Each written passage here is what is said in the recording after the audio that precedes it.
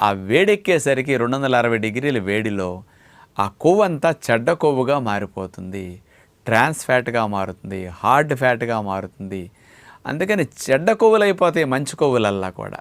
ఈ చెడ్డ కొవ్వుల్లో మనం ఫ్రై చేసాం వెజిటబుల్స్‌ని. లేకపోతే పదార్థాలు బోండాలు, సమోసాలు వేసి దేవాం. ఆ పదార్థం కూడా చెడిపోతుంది.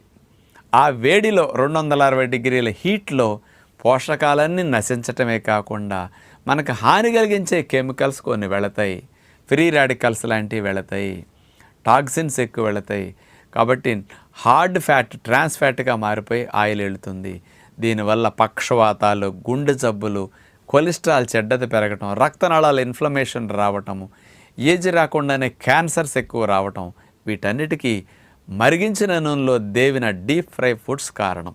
కాబట్టి పండగ, పెళ్ళి, శుభకార్యానికి అట్లాంటి వాటిని తినండి, కానీ రోజు డీప్ ఫ్రైలో వాటిని